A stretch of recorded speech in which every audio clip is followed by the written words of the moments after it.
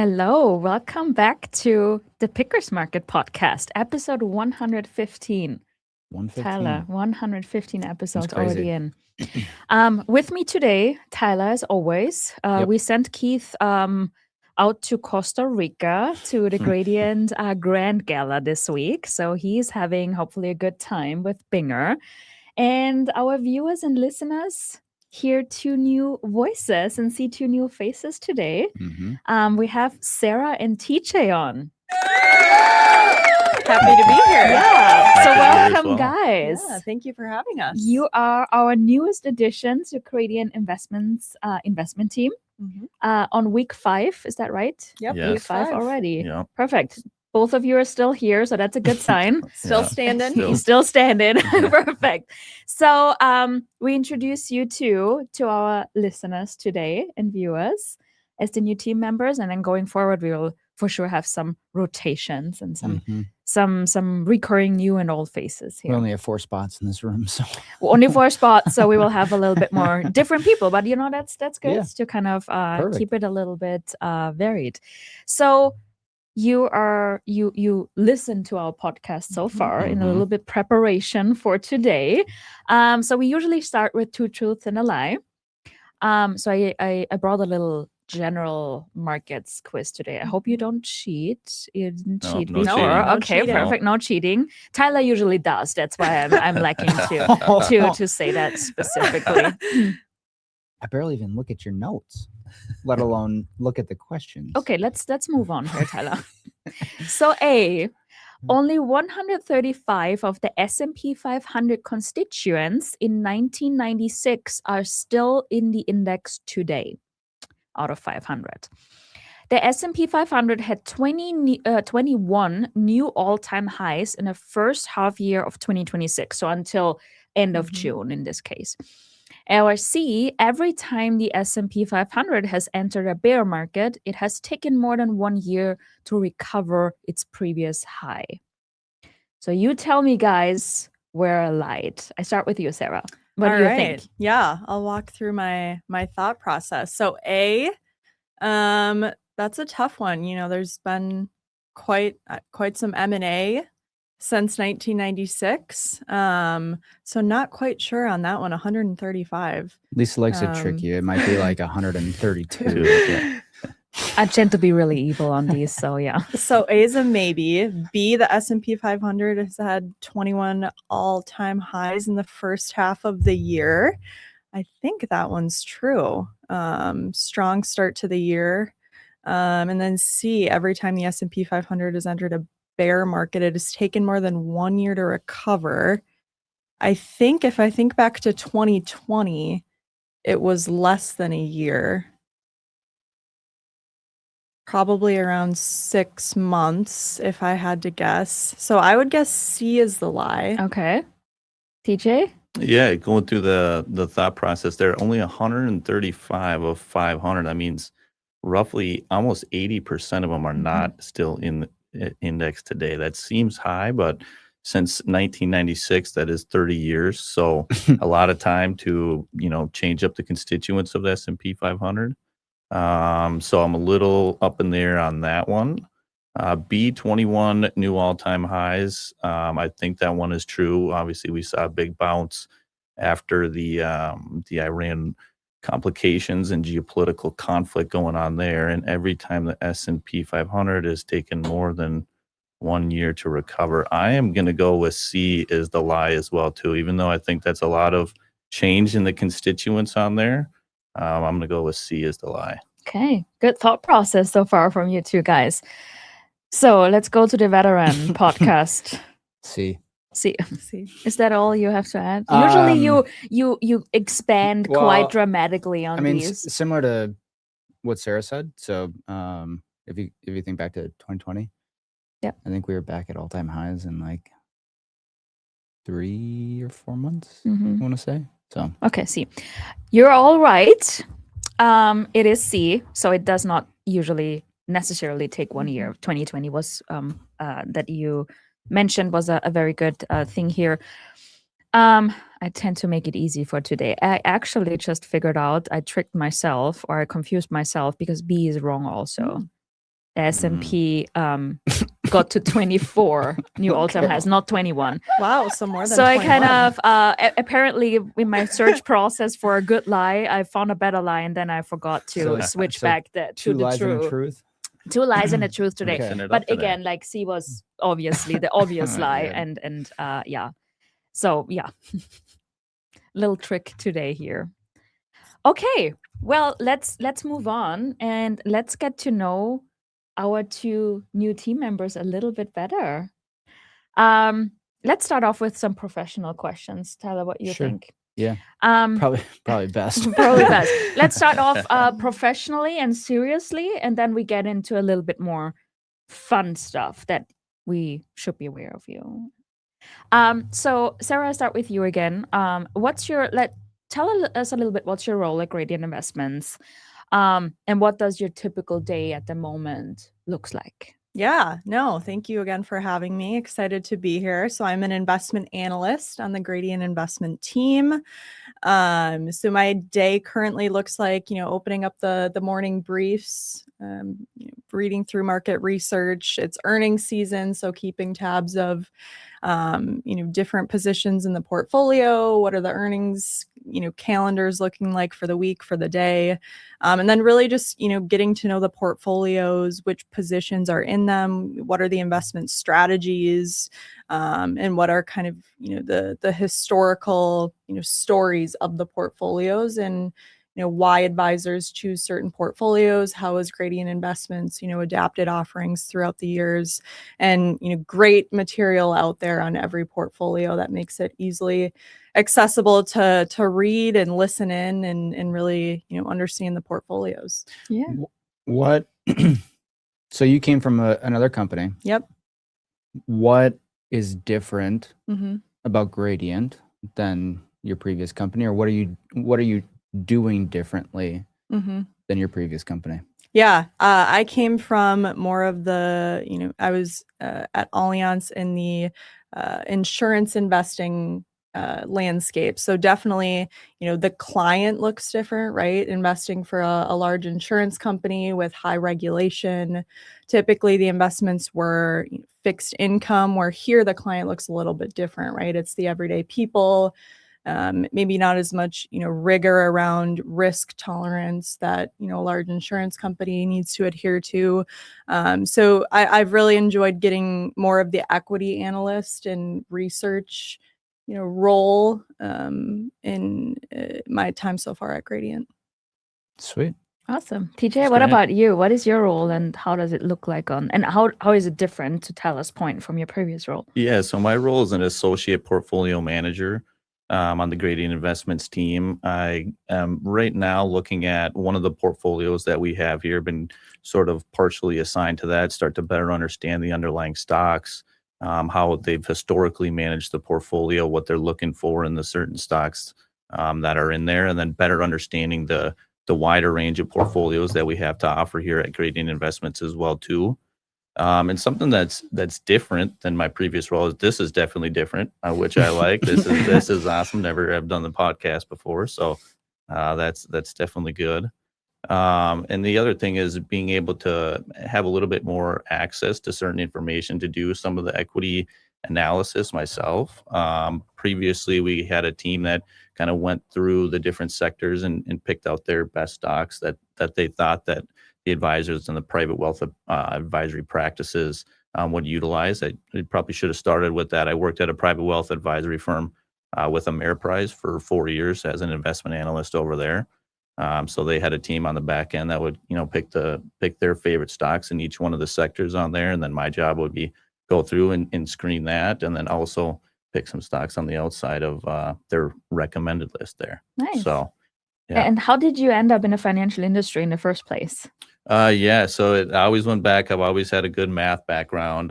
So majored in finance and a minor in economics, and then started off as a credit analyst at Stearns Bank in St. Cloud there. And then I wanted to expand a little bit and went to U.S. Bank and their private wealth management division there. Became a CFA charter holder in 2019. So that's always something that I've wanted to do, was get into investing and be a better investor overall. And my uncle just told me, if you want the gold standard of the investment management credential, look at this and dive into it. So dove into it head first and got that out of the way. And so yeah, that's a little background. Nice. Sarah, how did you end up in the finance industry? Yeah, no, I think I've always kind of been drawn to, the investments industry. And I think part of what I enjoy too is, when you do more of a research role, you can channel that creativity as well. So you have, the technical side, but also some of those soft skills of, being technical enough to really understand financial statements, but then bringing it back to life and really, being able to speak to complex topics and, just be creative, whether it's, prepping a research industry piece or stock piece, kind of that combination and duality of the role. I enjoy. I think that's perfect. So like one of the first things, there was plenty of first things that Binger told me when I was hired 8 years ago as a young 22 or what was I, 24? Give myself too much credit. But like one of the things that Binger always talked about was the market reflections that we write, the investment insight series, like everything needs to be, he was like, if your grandmother can understand it, right? Like that's the goal of what we do is we try and break it down into maybe take some of these complex things that we're talking about. Not that everything is complex, but the market, which can be scary for a lot of people to understand and follow, especially when they're investing, is how can you make it into a digestible, something that everybody can understand, because not everybody follows it like we do, right? So like I think that's a really important point, just to keep doing that. And I think that's also kind of speaks for, if you really understand it, you can break it down in a very simple way. And the simpler it is, the better you understand it. It's counterintuitive, but the more complicated someone explains something, that usually can sometimes also point to, okay, that person doesn't really understand it themselves. And makes it more complicated than it needs to be. And also for us, using the buzzwords, using to sound smart. Yeah, is usually the exact opposite. So, which brings me to another question that I'm interested at. So give me a short best and worst financial advice that you've ever, financial or career advice that you've ever gotten. I start with you, TJ. Yeah. The best and the worst. I'll start with the worst. And that was, it was probably earlier in my career, people talking about investing, and the advice was, to lever up to gain higher returns. Oh, yeah. We talked about this. The leverage ETFs last week, and that's just not the way that negative math works. If you go one way to the downside, that same percentage to the upside doesn't get you back to where you started. So that would be the worst. And the best, I think, would be investing versus saving. I think that's an important difference there, because when people talk about saving, they talk about potentially just leaving their money in the bank and having it sitting there and saving up. But the thing is that you don't really earn much interest at the bank. So you need to invest that to be able to maintain your purchasing power over time, because inflation is going to eat away at that. So if you're not getting a return that's above the rate of inflation, well, then you got a negative real return and you're losing some purchasing power. So definitely. That's some good stuff. Sarah, what about you? Yeah, I'll start with the best. So kind of going back to the theme we just talked about, invest in things you understand. I think that's important to, when you're looking into a company, to really just understand how do they make money, who are their customers, getting down to kind of the fundamentals of a business, and just, investing in things you can understand yourself. And then the worst, no surprise, coming from the fixed income side, fixed income is boring. You hear that a lot. But I think, understanding in my prior role, understanding fixed income, the fundamentals, the cash flows, and even, on the equity analyst side of things, understanding how fixed income plays into a balance sheet and how integral that is to, a company's profit is, something that I've valued. So, don't knock on fixed income. I think it's an interesting, part of the finance world as well. That's some good stuff, because even if you Fixed income. You're our fixed income resident sexy fixed again. income expert Yeah. here. Fixed income sexy Yeah, again. and Love usually, it. people have like kind of a love for either fixed income or equity, and kind of bicker at each other like Sure. different analysts. But you need to understand both Mhm. sides, and both Mhm. sides go, hand in hand. So that's a good point. So understand one side to partly explain at least the other side. Exactly. Yeah. Yeah. Mhm. So also to kind of pick a little bit on the best and worst advice, and we talked about this in I don't know, 2 years ago or whatever. What we learned Mhm. from our worst stock picks. So what Oh, was the boy. worst pick that you've ever did in your life that was really for the garbage can? And what was the best one? And also what did you learn from it, right? And we all have those We all have 'em. gravestones in our personal accounts, or we all have those stories. So that's certainly always interesting. What did you learn from it, and what was your worst? How did you trip over that one, TJ? Yeah. So I would say my worst one was Zoetis, which was a animal health company. It still is. It still is. Yeah, you're right. You're right. It still is. It is an For TJ, it was. yeah. Yeah. So animal health company, and their real problem was that their area that they were in was seeing a high level of competition increasing.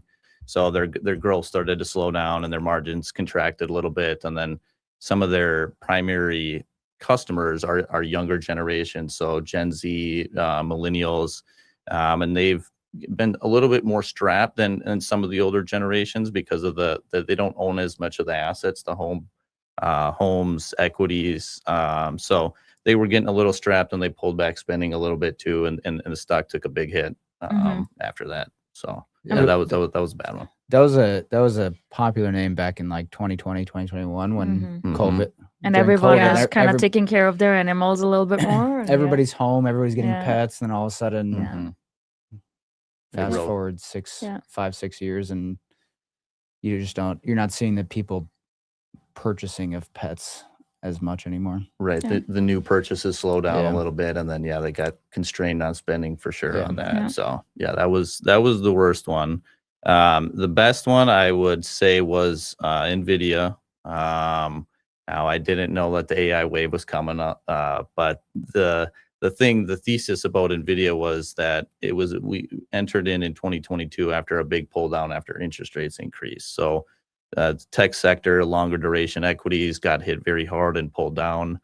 We had a larger underweight to tech at that time, which was beneficial. But I started to see, the potential for the curve to change over time, and they had the highest quality chips.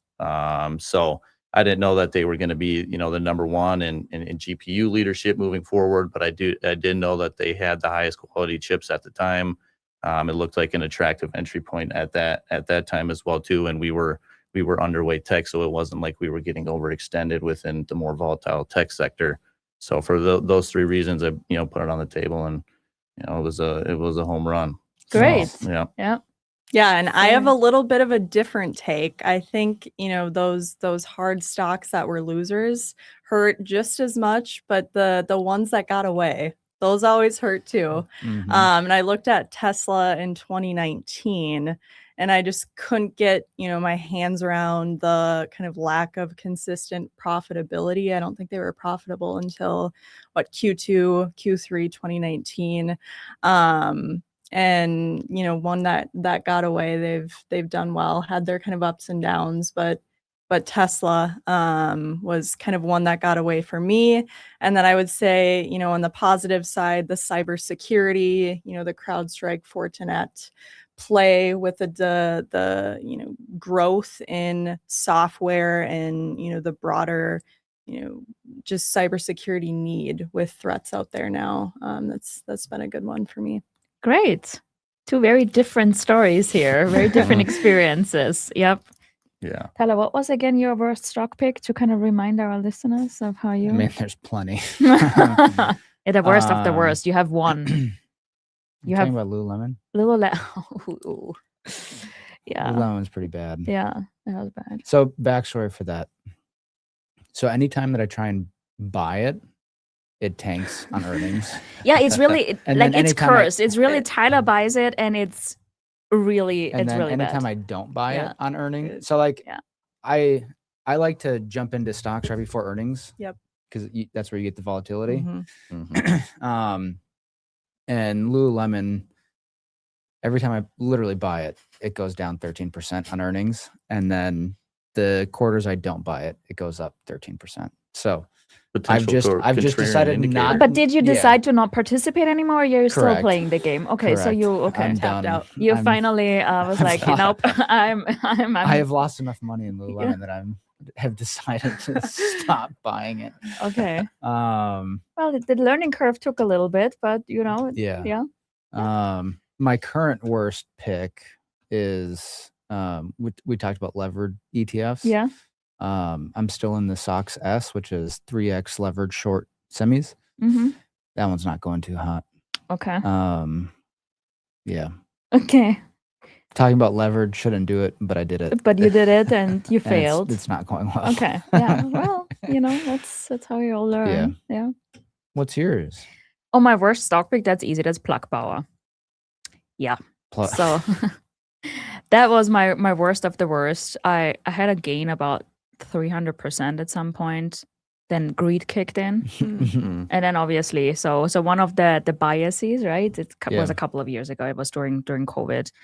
And then I took the elevator up, and I took the elevator back down. So Round trip it. Yep, round trip Yeah. that. Learned Plus a lot some. from it, plus some.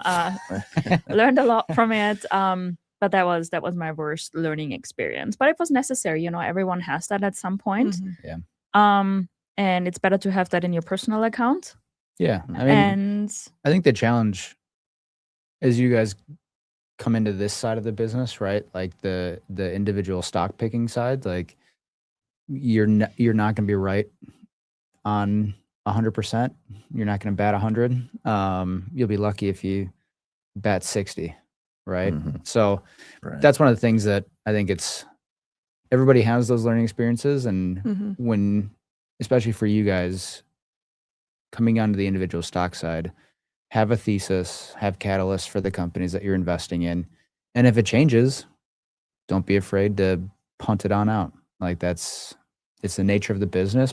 Companies change. Mhm.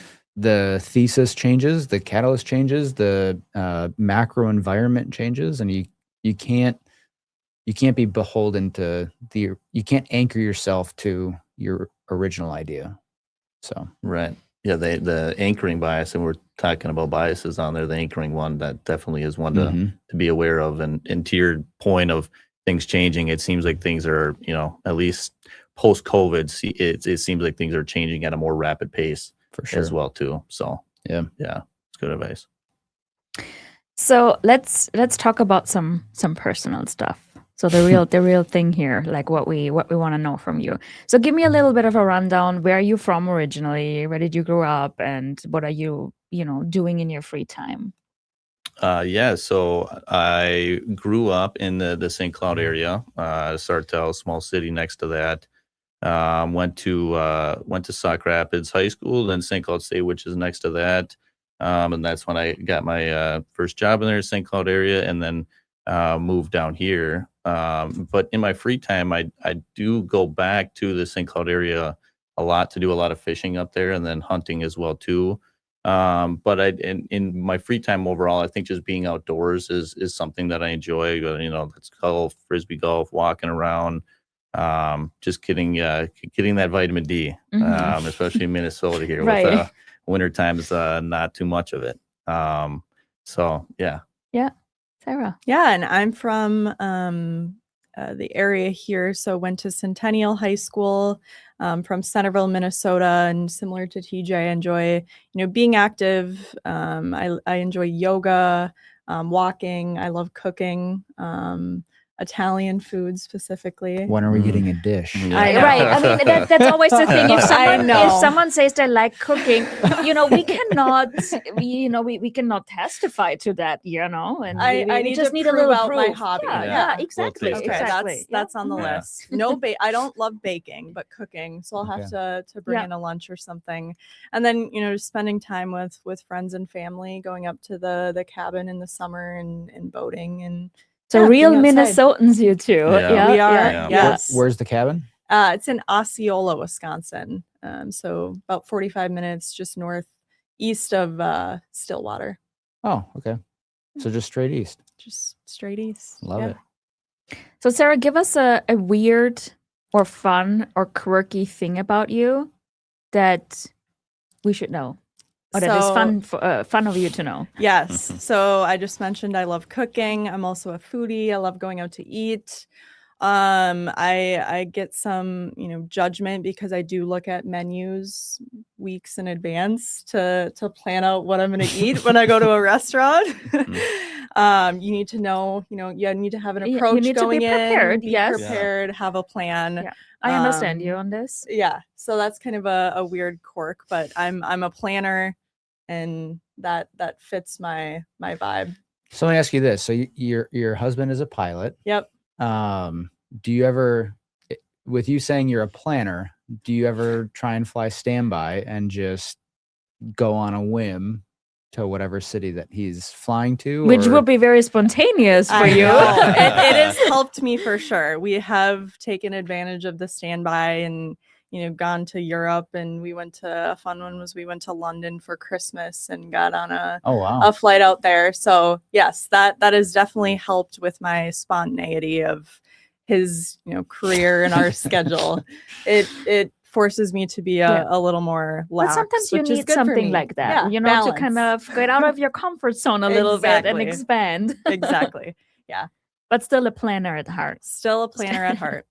Perfect. DJ, what about you? Some fun, quirky thing to know about you? Yeah, the weird kind of quirky thing is, I would say for me is I'm one of those people that likes to kind of chew on things. So plastic straws, popsicles, the little mechanical plastic piece on the old mechanical pencils. So no pen is safe from you. Well, the thing is, I don't really do it with the. we should lock our drawers, people. Don't share pens. Yeah, right. Don't share pens. Yeah, and I haven't done it with any pen yet here, but I've been mentally holding back. Well, I've been mentally aware of my quirky, weird chewing phenomenon there. But yeah, I don't know why popsicle sticks. You get done with it, and it ends up and it's all chewed. I don't know why I don't know how that do happens. it, but yeah, that would be the one thing. But coming here, I have been mentally aware of that, so I haven't done it yet so far, but then I'll get distracted by something else, and all of a sudden the pen will be in my mouth. That's awesome. Yeah. Tyler, I think I've never asked you that question either. So how about you? give me something that I can take to bully you. Well, which I never do actually, by the way. Right. You think most of the stuff I do is quirky and weird, so I think that. Yeah. Okay. Give us an example for our listeners. I'm a big Lego guy. That's right. The full desk is. Yes. I have, and it's mainly Formula One. Yeah. Right. Related.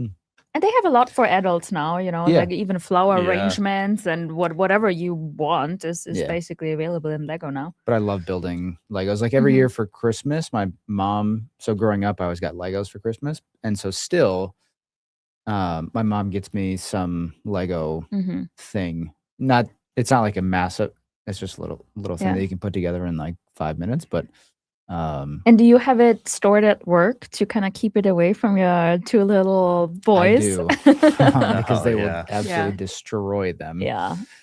So all of my Formula One cars are here at work. At my desk. Awesome. What's the largest Lego set that you put together before, as far as number of pieces? I mean, it's nothing crazy. Like I think the Michael Schumacher Ferrari Lego that I have at the desk, I think that was like 1,100 pieces, 1,200 pieces, something like that. I'm sure you're getting up there with those. Yeah, I mean, it took probably 3 or 4 nights, like dedicating like an hour and a half each night to it. Yeah. So probably Good 4 or 5 hours into it. Yeah, the good feeling when it's all put together and you set it in front of you, and there it is. Yeah. I would freak Nice. out with the instructions. I would throw the whole thing in the bin. I don't know. I hate reading instructions. It's super easy. Yeah. I don't know. But anyways. I also hate building IKEA furniture, so next Yeah, to right. that. I like seeing those videos when people got their completed Legos and they're absolutely massive and they come in and destroy them. Or after some they is have a missing kid and it's on like, there. what am I doing with this? Where does this belong to? And this Yeah. whole thing is kind of Usually, done. I mean, Legos are pretty good at making sure you have extras. So you actually end up with extras, which is actually That would freak me out too, somewhat because I was stressful. like, You where's lose that some. coming What from? what did I miss? Yeah. Yeah. Yeah, right, exactly. What did I I miss? missed something. So anyways, well, that was a good one. And we, again, Lisa prepared way too much notes for what we actually have time for. So I guess we have to bring you guys back soon to talk about your market outlook and update on what you currently work on and think about markets. Yeah. But we will probably talk that. Let's do the fun stuff. Yeah, Let's just right. touch I on just that. wanted to do that. Oh, Okay, okay. good. Anyways, we usually end on a fun note or something interesting, which the whole thing today was a little fun, right? To get to know you a little bit better. That's great. But let's talk a little bit about what your plans are for the rest of the summer. Any fun travel plans? Any fun stuff planned, TJ? So the plan, I'm kind of getting it put together right now with my brother, but we usually do an annual Leech Lake trip where we stay up there for a few days up there. So I'm trying to plan that last week of August, first week of September there. So that'll be good. We didn't get to go last year. That was the first year that we missed in a while. So is it with your brother? So the two of you? Yep. Yeah. So we go up there and Uncle's got a cabin up there. So stay with him if he's not got if he doesn't have anything going on or they're not up there, or there's a nice little resort that's close by as well too. So go up there and musky fish for a few days there. So looking forward to that. Yeah. Nice. And Sarah, we heard you are going out on a trip very soon. I think tonight or tomorrow morning, right? Yeah. Where are you going? My What are you summer doing there? vacation's quickly approaching. So leaving tomorrow for Banff, Canada. So very excited about that. I've actually never, been to Canada. So interesting. So you're Minnesotan, so close to Canada, but I've never really been there. Yeah, been to Europe several times, but excited to. So we're flying into Calgary. One of my good friends is getting married in Banff, so have the wedding there, and then gonna do some exploring, and hiking in the Banff And you're area. staying in that area? Yep. And how long are you there for? A week. Okay. Yes. And you so- have I heard you have a very special task for your friend's wedding too. Yep. Yeah. Maid of honor in my friend's wedding. Nice. So Wow. Very nice. yes. My college roommate. So very excited to, and honored to be a part of her wedding. And I'm sure it'll be a beautiful landscape and weather's looking great. It's a little cooler there actually, around Which is not bad, right? mid-70s. Yeah. Ooh, that's nice. So it'll be perfect. Perfect. Yeah. Tyler, what Nice. about you? We talked about this, but you're staying in the garden and in the plunge pool with the kids. Yeah, I mean, I got nothing but just hanging out with the boys. Hang out with the Yeah, boys. I mean, you build a sandbox and everything, so you have a lot going on and a lot of things we use to it do. all the time. Yeah. Yeah. But yeah, I mean, nothing really. Just relaxing. That's good too. I've got some advisor trips coming up here. Yep. But that's more September. But That usually ramps up in fall again. Mhm. So Where are you going next for advisor trips? What states and cities? I'm going to Oregon. Oh, nice. And then good old Michigan. Good old Michigan. Yep. Love a good Michigan trip. Yep. So then we're doing that. Okay. But yeah, I've never been to that's Michigan, so literally the only trips that I nice. nothing personal. Well, that's all good. All work. What about you? Oh, we talked about this we last talked about week. it Yeah. last week. Next week, Remind our listeners. Yeah. Next week, I'm going to my home country, to Austria, to visit family and friends. So that will be good. It will be 2 weeks. I hope you can survive 2 weeks without me, without my bickering. Tyler, that will be a miserable time for you. Depends on how nice or mean you want to be. Anyways, I have to ramp up my hostilities until then to get you over there.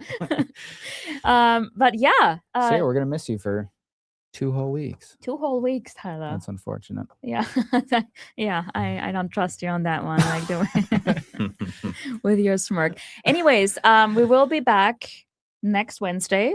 And thank you guys for joining us. You have to come back very soon do. because we Yes, haven't we'll be talked back. about your market update and outlook. So for our viewers. And we got to get stock picks at some point. And stock we picks and we all of push you on the that. spot. We got to. Yeah, I mean, we have to keep it short and This was sweet. an easy and- one. Yep, Yeah. was an easy one. Next I time got- we ramp up a little bit. I got an idea. How about, what would that be? 3 weeks or 4 weeks? Yeah, We should have all of us, yeah. John, Keith, Binger. We'll just bring in some extra chairs and we'll all give our stock picks for the Well, next that's year. certainly interesting. It will be a packed room, but at least you have the whole brain of grading Yep. investments together I think we for a have to do that. special update. Yeah. Okay. So in that case, So 3 listeners, weeks. be back, hit a like and subscribe, and be back for the whole GI full market update, stock picks, whatever. We are back very soon.